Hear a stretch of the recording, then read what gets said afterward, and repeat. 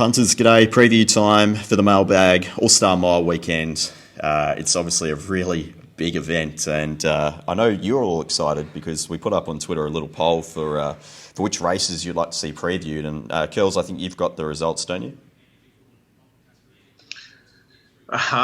Yeah, look, just one sec.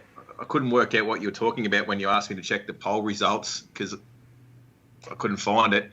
And then I see a reply to the post, but the post was muted, and realised that I had muted words All-Star Mile on my Twitter account last year. Apologies to everyone involved at the All-Star Mile. I've unmuted that. But yes, the All-Star Mile was the race that attracted the most attention on the poll. Second most interesting race for the punters that voted was the Country Mile Final, Pistol, which is the... What is that? Is that the reduced whip race series final? I don't know. I certainly hope it's not. I already looked at that race, and I think I might have told Peter last night, like, the race just looks like converging of like weird form lines for way too much prize money for the level of horse. With hot goes, there's definitely going to be a couple of hot goers there, and I just thought the race was bad enough then, and to avoid. The Alistair Clark Stakes and the Country Mile Final were equal until I voted for the Country Mile Final. So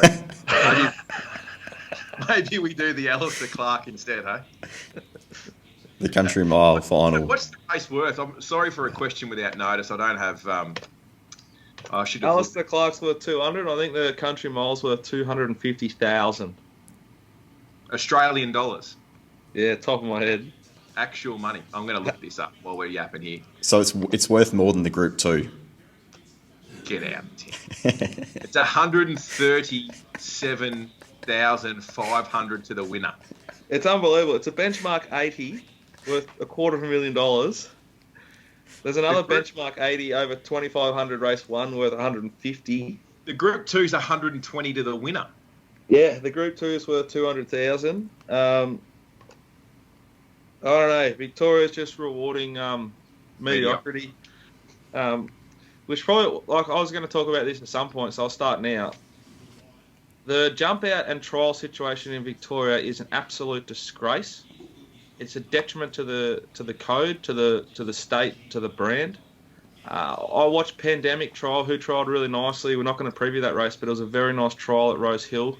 It was enjoyable to watch. I could watch them through the line. I then watched So You Swing trial on the 19th of Feb, maybe, the second trial it had at Flemington. I felt car sick watching it, so be careful when you do. It's absolutely disgraceful. The participants on all levels deserve better.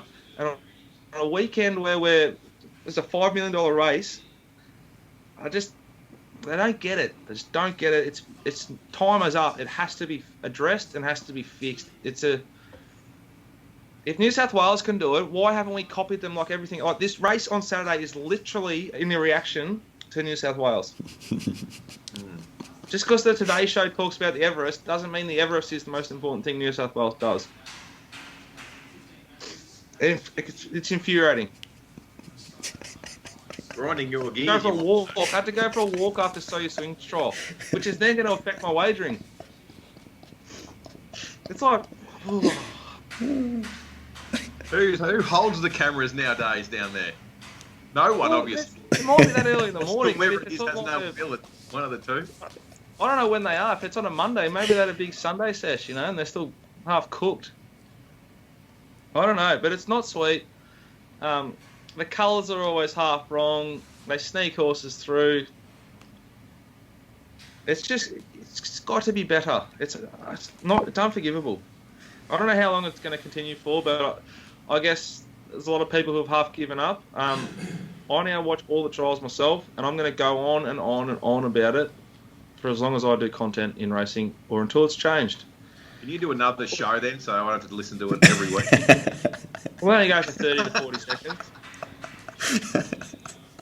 Well, I just hope South v Storm tonight, $1.25 per game, themailbag.com.au. We've got a very, very astute analyst. We've found the very best. $1.25 per game. We'll be betting tonight. Head to the mailbag.com.au, go to the shop, find the NRL Trader pistol. In the It's bunker. outstanding value. Support the show, support the brand. We appreciate it. Thank you. Exactly Tell you right. what, isn't it lucky you can bet on NRL? Because you're dead set you wouldn't watch NRL, AFL, or racing unless you could bet on it. 100%. Completely I'm so agree. glad you can bet on the NRL. How's on the Barefoot Punter on Tuesday night, girls, which via correspondence this morning I don't think you've listened to yet. PVL's banned betting on the Daily M, which is the NRL's version of the Brownlow Medal. Did you know that? I didn't know that. Yeah, unbelievable. I don't know whether I disagree though, because it's the biggest rort ever. It's like the winner is this. The last year, the winner had a story published about them on the Daily Telegraph website 2 hours before the winner was announced. What a fill up for the bloke counting the votes. I would 100% be betting. Really? Oh.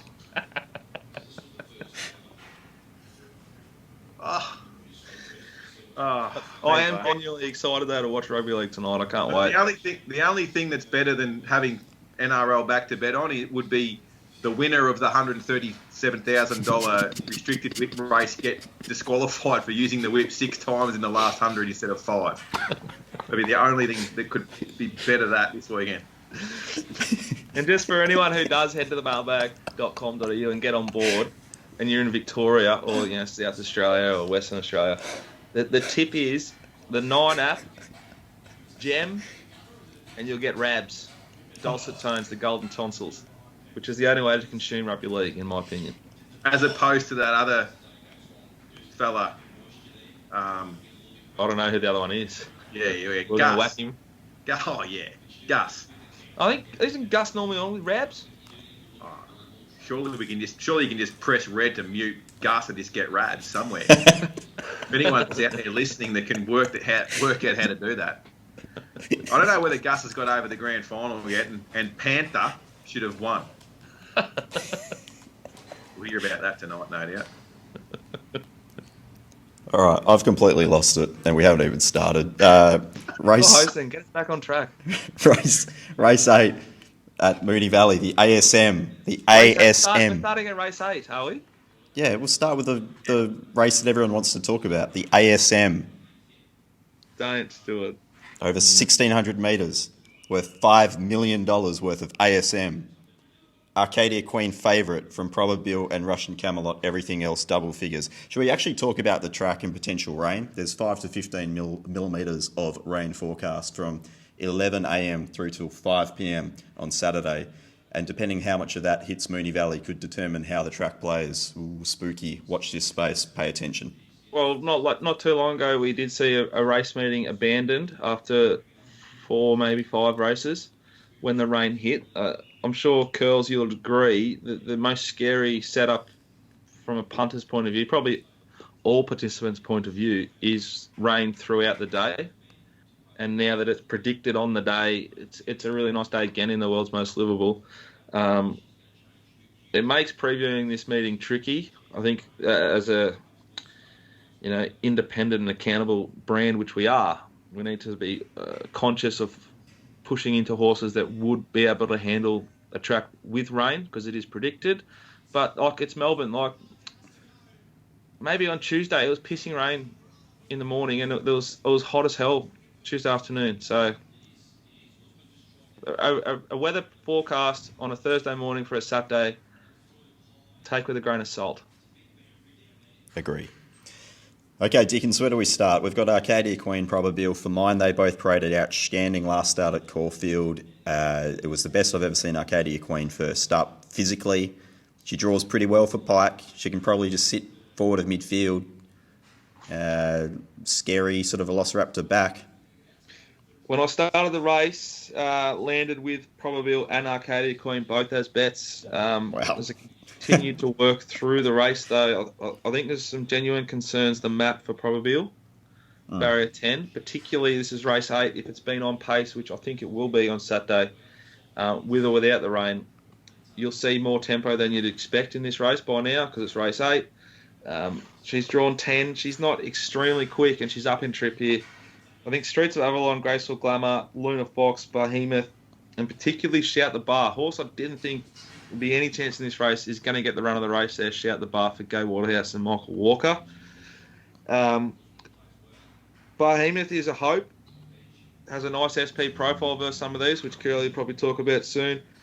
I think Arcadia Queen is the main play in this race. I think Willie Pike's riding outstanding. Just needs to use the good gate.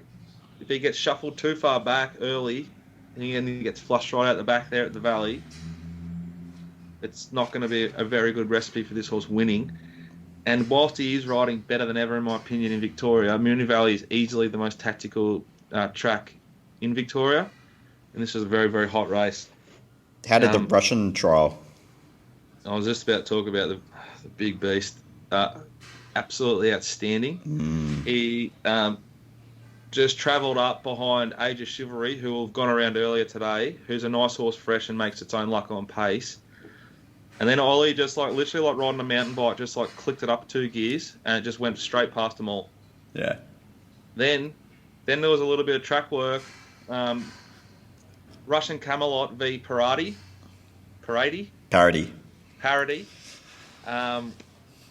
He just cruised right past it. And Parody was enormous in the Australian Cup on Saturday at Flemington. So, and was well backed. And paraded great and blah, blah, blah. So, Barrier 2, D. Oliver, Russian Camelot, SP profile is strong versus anything here. I think it's a bet. I want to be with Arcadia Queen and with Russian Camelot. They are both going to be inside draws, particularly Russian Camelot. You need to sort of do a bit of your own here, do your own research on the track throughout the day. If rails and runs chopping and it's not the place to be, then Russian Camelot, it's a big cross. But I suspect it'll be okay. This is a big day for a very, very good track managing team at Moonee Valley. Yep. Charles, anything to add? Yeah, a couple of questions or musings that you might be able to help solidify some thoughts here. The results of the Cox Plate at Moonee Valley last year: Sir Dragon A beat Armory, Russian Camelot, Mugger 2, Arcadia Queen, Fierce Impact, probably. Seeing a lot of those names again here, like that's the race, yeah? Yep. Here's how I've done that. Sir Dragon A was awful first up. The trial, the jump out, which again, I had to get the binos out and put it onto the computer screen and try and make sure it was the right horse, but then it put him away, so I'm pretty sure it was it. It was against nothing. It was absolutely no guide. There was no commentary. There is no times. Victoria, lift. Cox Plate. I'm not with Sir Dragon A, by the way. In the Cox Plate, it was drawn well, or not drawn. I can't remember if it was drawn well, but it had the gun run from a proper Group 1 rider. Inside horses, pinched ground, had the A1 run in transit. Does handle the track if it gets soft. That is a tick. But it's drawn 9 here with Johnny Allen. And like I'm saying, there's going to be a bit of speed on, you'd think, early. At 1,600 metre shoot at the Valley, they jump. They haven't got that long, they start turning. So it's a real sort of like chest out bluff game for the riders early at Moonee Valley out of the 1,600 metre start. I just think he's got a lot of sort of chinks now versus the Cox Plate setup. If he gets to a certain price, then yeah, it's probably a bet, I guess. But it's not going to be for me. He's got the Harrovian drawn inside him. That horse has got some speed to make it shitty for him, but not a heap of speed. There's sort of like a traffic jam in that spot. Megatu, I think you could make a case, but I think it's going to be well worse than midfield. And I don't think that's going to be the place to be.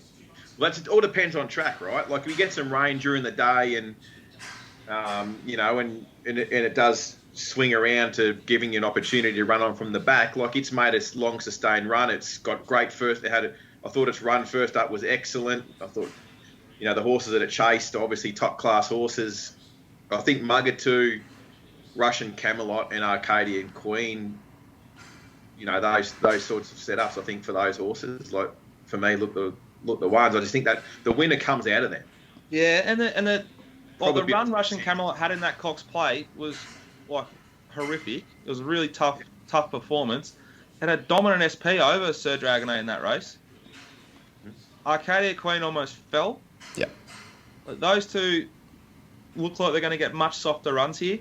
I am worried that Ollie or Pike or both half dog it at the start, looking for cover, and just get sort of flushed out the back, coming into the corner. But I just wouldn't be surprised if Ollie jumps and sits outside Behemoth sort of spot, and he's like 3 pairs back, 1 off. And I think Luna Fox will be in the right sort of spot, and did run a decent figure winning the Guineas. The horse that I think some value on, I reckon drifts, is Shout the Bar. I can't see how it doesn't land the coffin. It's a Waterhouse horse with good speed. Walker doesn't want to lead ever. He'll let Graceful Glamour and Straits Avalon come across, and he's going to get that good run in the coffin there. And has handled soft tracks before, which is always nice. And was pretty good first up, I thought. Yeah. But not suited. Yeah. Yep. Well, I suppose the trick will be is those horses that don't belong in this class of race, that are there for novelty reasons. And if they become witches' hats, speed bumps. Well, I think there's going to be a few that will, but it'll set up for a really sort of picturesque sort of 800 metres out. I reckon they could be 6 or 7 wide here, charging. Yeah. Yeah, you're going to have to swing wide to negotiate the witches' hats at the 800 for sure. Like that Maccabi Diva Cox plate. It'll be Exactly a good thing. Yeah. Just if it gets too wet though, you may not want to be too wide going into that corner. So just see how it's playing. It's a fun race. I want to see in the Legends Bar. Yeah, exactly. I'd like to see some. I'd like to see a notification from you, Jack, or Pete, on the yard. We discussed Behemoth the other day, and we know that he's a big gross horse anyway. But we sort of spoke about him being a little bit disappointing the other day. He got beat 3 lengths, probably, and was only had that one sort of run before that race, and now it's had that extra run under its belt. And if he has taken any improvement from the yard, it'll be very interesting because he's got to go to another level, and he's got to go to 1600, which is the sort of the big question. For sure. But I agree, $15 right now, best price he can cop. I can see him starting $20, $25, and then definitely being a 0.25 Behemoth play. It's going to get a suck run. Yeah. And gets Willow back on, who was obviously on board for his Group 1 victories last prep. Yeah, and aimed at this, comes out of a stronger prep, a much more a better setup run than he was going into the Caulfield run with. He ticks a few boxes. Okay. Just the 1600 for me. Very good. A few angles there for the $5 million worth of ASM. Let's move to race 5, the Alistair Clark, the undervalued Group 2 race for the 3-year-olds. Cherry Tortoni is favourite. What are we doing with Cherry Tortoni? It obviously doesn't have very much gate speed. We'll be sitting last. Probably sitting last in a small field. I think he circles and needs to get no further than sort of 4 wide when he does. I don't like this race because I see Young Werther and I see $100,000 that I should have and I don't. And if it wins, I'm just going to get the shits. If it goes bad, I'm going to get the shits. I thought the race was quite disgusting. I thought Cherry Tortoni probably wins. Do you want to take the plate smasher in a small field that's going to be quite tactical? I don't know. There's no tactics for the plate smasher. Yeah. Last pull widest.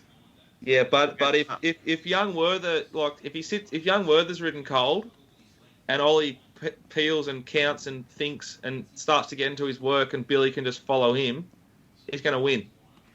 But if Ollie jumps and sits the 1-1 and Cherry Tortoni's 3 lengths off him, and they just continue to walk, and Billy's just sitting there going, when are we going to go? I don't know, why aren't we going yet? Then all of a sudden they're in the straight and the horse is flying, but something's pinched off and won. There is some tactics to the ride. When does he go, and does he get a toe? And I think it's about where you map Young Werther, which is a hard horse to map here. I think Perure, or the 9 and the 7, Comanche Brave roll forward and lead. I reckon Grand Slam from 7 will go forward today or on Saturday. That's a question to have Grand Slam.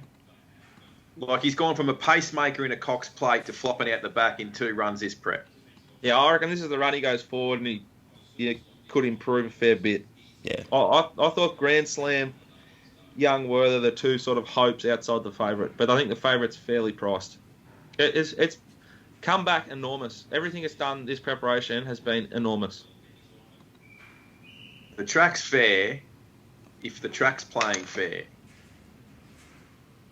It's a big Like, if. If.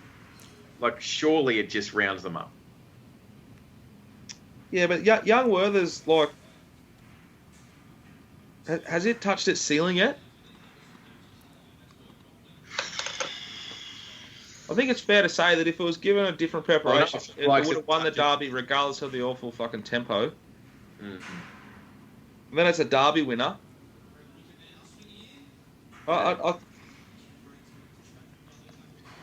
Even like Explosive Jack's going to get a soft run. It was a nothing trial, just got through its gears, had a little jump out in between. And From Tassie, yeah. and number 9, who I don't know how to say, it's put two together. It's going well, and it's going to get a nice map.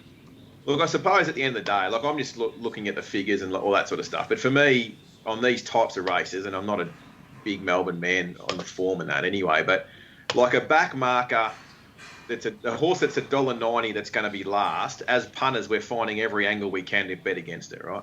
Yep. So I know that you probably touched yourself up more than Young Werther's sort of found its ceiling, like last prep. Like you couldn't have been more excited about a horse and bet accordingly. Yeah. You were with me a fair bit though, by the way. You convinced me. I was. I don't know what the right word is to use on a show that's going public. But yeah, I was hard with you. There was a lot of lead in the pencil. There was. And like I don't know, like you know this, like even looking at the SP profile of this horse, and there hasn't been any market support for it in 2 runs back from a spell. We know that D. O'Brien has the ability to improve 9 lengths from one run to the next. We've seen it. We've seen them like explode from one run to the next. And the question is this the run that Young Werther explodes?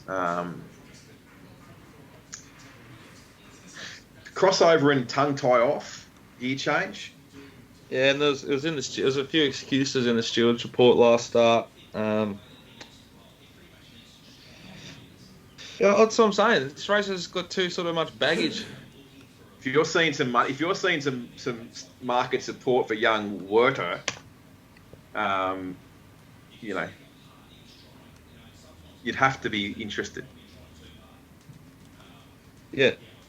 I mean, I don't know. I'm overlooked. I do think there is a big chance though that the 2-year-old, 3-year-old, the form out of his first prep, those horses might all be shit. No good. Seen a lot of them fail this preparation. Yeah. Yeah, well, maybe they are. I mean, like the Derby winner was trained by a footy coach that has 2 horses in work. Like, they could be just shit horses that it be. Like, anyone can train a horse. Yeah, but like to the horses, to like Young Werther and Co's defence, they went 10-point lengths below the all average in a Group 1 Derby to the 600 in that race, and it was the second of his 5 career starts. It was only just not his worst overall performance because of how slow they went. So the race was a disgrace. It was like the Victorian trials and jump outs. Wasn't up to the standard that the Group 1 deserves. It's hard to put a finite selection on the race because of the track, I suppose. Like, it is race 5, and hopefully we get a little bit of a gauge before you have to make any wagering decisions on how the track's playing. Yeah, I think Cherry Tortoni will start about $1.80 too. $1.82 or $1.82? $1.80 as well. I'm just going to note that down. Thank you. Thanks, Jay. Let's head to Queensland. Really? Well, what have we got, girls? I thought that's all. Do you want me to talk about more races? No. Good. Because Curls has been... No, just a summary of the trial situation before we move to Queensland. Disgraceful. Kills, you've been banging on about these 2-year-old and 3-year-old dual races for a few weeks now. Yep. Shall we start with the 2-year-olds, race 6, Gold Coast? Well, like this is glass half full, Curly here. How are you, Peter? What a wonderful opportunity for participants with Queensland bred horses to race for $500,000. Wonderful initiative, and I think it's great for the participants. At least we know they'll be trying. They're all trying because none of these horses will be running for $500 next week. No, that's not true. It's fine. They'll be running for 5,000. Start with look. Firstly, I want to preface anything here is that the Gold Coast track received 60 millimetres of rain this morning. It's a heavy 10. I should say this is Thursday at 10 a.m. Queensland time. 60 millimetres of rain. It's a heavy 10. There's more storms and rain activity forecast. Oh, Christ. Like, it's a complete nightmare. We had the same track conditions last year. Like, I feel sorry for the Gold Coast Turf Club. Their track has deserved a reno for 20 years. And it's a obviously they hold a big race day there with Magic Millions, and this day's, growing and prize money's growing, and Racing Queensland are building an $8 million all-weather track at the Sunshine Coast. Honestly. Anyway, here we are, $500,000 2-year-old race. Look, Sweet Dolly is a horse that's come down from North Queensland. It basically blown everything away that it's been against. I think it just does it again, really. Like, it's $1.50. It's got its last start was on a soft 6 that day. So I don't think the wet track will be any issue, but you do normally find something with the ability to jump out of the ground because the fast horses run fast on firm tracks. Now we're going to see a fast horse on a slow track, which will obviously reduce its ability to run fast. So we might see a few horses that have the ability to jump out of the ground. Just not sure which one it is here because I think this horse handles the track anyway. So it's $1.50. Deserves to be, from what it's done, like it should be winning. For those that follow my stuff, they'll be familiar with number 10, Alert and Ready, who survived an attempted murder on it last start at Toowoomba when it got beat at the short quote, and it goes around at $34. And if it wins, I'll be up for a new TV because I will put my fist clean through it. I mean, the rest are there. The one was okay last start in winning. The 2 looks like a horse that'll start shorter than its current price. But all interest in the favourite here. I hope it wins. It's a great advertisement for the local scene with a horse being purchased out of and raced at Townsville or Mackay, wherever it was from, and the big smoke for $500,000. So good luck to them. But I am definitely backing Alert and Ready. Yeah, I think you have to, don't you? I think we have to. Yeah. I actually it is like it. So put aside what happened the other day, okay, and go Alert and Ready did run a really nice race behind the favourite last preparation, and it is definitely over the odds. Like, it'll beat most of these home, and Malian will ride it quiet. It'll get to the right part of the track in the straight, and it'll rip home late. In fact, just for my mental health, I might just have something on it now. Straight as we finish here. It'll start shorter than $34 it is now, that's for sure. Handles the track. Okay. Good to get Glass Half Full Curly on board for the show. That's great. Curly's going to punch a TV straight out in there. well, what about the glass half empty? Curly does. I was in the betting ring when Alert and Ready got beat. Poor old bloody Paul Reedy, Kane-R Pumping Supplies, friend of the show, sitting in the betting ring with his $1.50 favourite about to go around, that in his mind it needs to win so it gets enough prize money to qualify for this race. Like, after the race, he's just completely gutted, but I'm glad it got in. It'll be a good story if it wins. I get a new TV and Everyone's happy, and it's a local victory. And by the way, Kevin Kemp, who trains this horse, is absolutely airborne. Like his last 50, career best, and he's been training for 50 years. He's in career best form. Go on, Kempy. Take what's yours. Feel free to jump on puntingform.com.au and do a system search on Kevin Kemp's last 50. Airborne. Just another feature that Punting Form offers you as a punter. So good. Just when you just sort of back a horse and you keep finding yourself on, on a certain stable, you're like, what's going on here? And then you have a look and they're one from 52 and you're thinking like, what am I doing?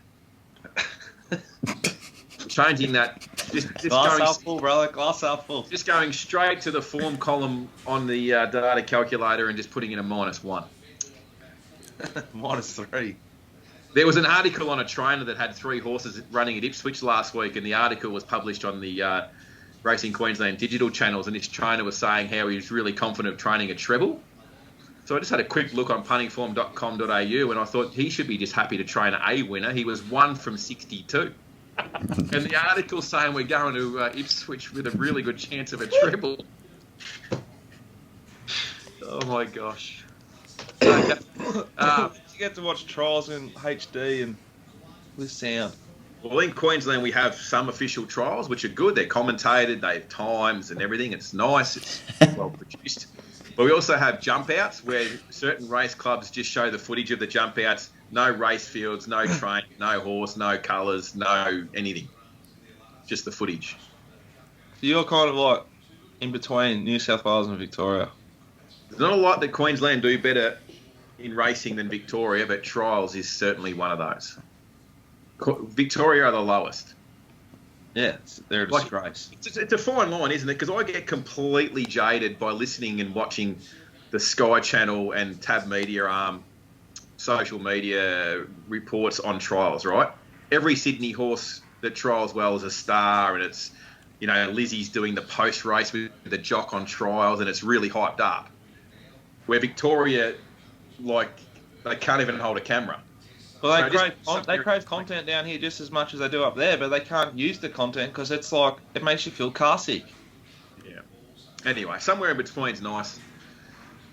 I praise Racing New South Wales and Lizzie and all that content because it's good content. Those horses do look faster and better and are better presented to the consumer, the punter, the funder, because it's done properly. Very true. Okay, Kels, you got one more race up there, don't you? One more race. The 3-year-old jewel. The 3-year-old. This is the 3-year-old Tab Jewel. So we've seen a horse called Miami Flice have a couple of starts in Queensland and put up some big figures. So, there was a little bit of chat on social media about, comparing it to horses like sort of Isotope Away Game, that sort of level of figure that's been produced, early in its career. So it's done it all on pure ability. First started 1,000, second start, went up in trip, but once again did it. It's going to find a little bit different tempo here. So I anticipate the heavy tracks, massive question mark straight away. The tempo of this race is going to be different. Like we're in a capacity field with 350,000 to the winner on the line. Sort of anticipate, with horses like Zingalong, Kisakano, just to name a couple that can really rip along and will probably make Miami Flice work a little bit. Kisakano probably hasn't come back as good as what I thought off her jump out the other day, but from a low draw... Sorry? Winker's first time? Yeah, so from a low draw and the gear change, it has to be ridden aggressive. There has to be a lot of speed in this race, and I think that it presents a few chinks in the armour of the favourite, and being on a heavy track, completely different tempo. So we're going to be looking for horse. I'm not going to throw anything out early just because of the track conditions, like being a heavy. I think that's an issue. This track so what they've been doing at the Gold Coast in preparation for this day, they've been saving the inside of the track by having the rail out a long way. So we're going to see that rail go back inside. And I sort of anticipate that, somewhere in the intersection will be where they want to be earlier on. And then depending on how wet it be, normally they get out wider and wider and wider as the day goes on. So But that ground might be completely like hacked up. Possibly. And the outside, while the outside of the track has had more traffic on it, right? And you say, it'd be potentially more chopped up. But what it is, it's more compacted because horses have been running on it, for week after week after week, and they race here every Saturday. So that out wide area will be the compacted ground. The inside section will be that fresh ground that hasn't had anything on it. So if it's wet, they'll chop the top off quick, and then the wider it gets, the firmer the track will be, I reckon. So could produce but in saying that, like Golan and his jocks is probably one of the few trainers in Queensland that will adjust their riding tactics to suit the track. That stable's good at doing that. But I was just going to ask, what was your thoughts on mass destruction? Well, the gate's my worry now. Yeah, like gate 1. Gate 1, race 8. Yeah. But like I say, he definitely ride it to suit the track. That it's going to get back anyway. It's going to have some traffic. So we've seen horses there's later in the day, there's seen horses that that they'll adjust where they try and get to anyway. Like the better jockeys and better trainers, and I think mass destruction is definitely a run-on chance for sure. Yeah. But like I say, it's hard to sort of pinpoint anything too early. I think what we'll be watching there is certainly the weather and the track, and just hope for a little bit of drying weather. But 60 mils this morning and heaps of rain around, forecast for the rest of the, for Friday and Saturday. It's going to be really pretty much a wait and see, which is a shame for everyone involved. But that's how it is, and we should be able to win on the punt accordingly because we should be on the right horses. Yeah. Speaking of Friday, Saturday. Support Curls, head to the mailbag.com.au and start betting with him if you're not already. Where are you betting Friday, Saturday, mate? Well, there's 2 meetings Friday. There's Gatton Friday afternoon and then the Sunny Coast Friday evening. It'll just be a matter of eye on the sky. Saturday, there's the main meeting at the Gold Coast, the Provincial 1 meeting at Ipswich, and the Provincial 2 meeting is at Toowoomba on Saturday night. You're nervous about that, aren't you? I've just had a quick look. Head Nawazi time. We'll just wait and see. We'll just wait on the weather. Don't think we'll be doing too much diving in early, but look, there will be horses that I've already identified that there will be a price. They look like they'll get to the right part of the track that we can sort of have a small position early. But perfect. So you get updates and then you get the bets all via the app. No rush. We give them out whenever we want to. We wait till we've got all the information we want. Pistol, what are you doing?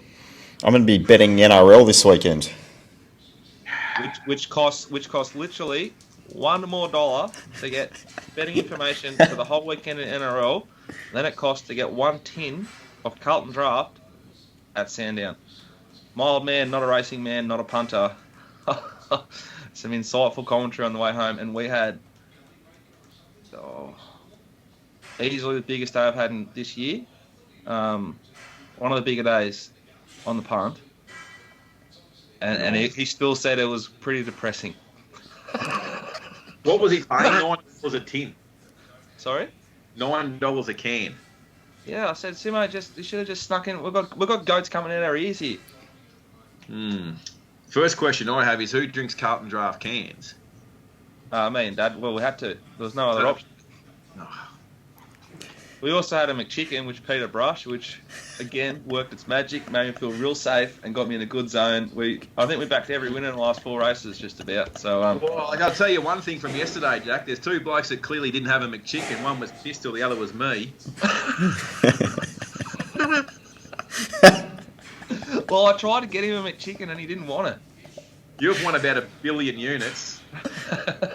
I've run second and thirds. Mine's Smooth Move, which I don't want to talk about today. Save it for Monday. I'll be betting, maybe knock one off at Kilmore pretty shortly. You'll have missed that by the time this goes out. We will be betting at Pakenham tonight, I think. We're going to back 1 horse for sure, maybe 2 others. We've got Cranbourne and somewhere else tomorrow, and then we've got the big Valley meeting. So the Valley meeting, unlikely to send anything earlier. Should probably picked up, by the way. We've talked about those races. I want to see more information as to what the rain's going to do and the effect it might have. And yeah, Yeah, but we'll be betting. We'll be Mountain Yard Mail will be from Moonee Valley on Friday. Oh, on Saturday. No Mountain Yard Mail Friday night from Cranbourne. I might be doing Broken Hill form. We'll see. Broken Hill. Broken Hill. Is that a tab meeting? It's probably not. But I'll just catch a train out there. Watch your horror flicks and just sort of get yourself right. Yeah, I'll be watching Yeah, Wolf just Creek decide. 1 and 2 on the way to Broken Hill just to get myself in the zone. You do you, brother. You do you.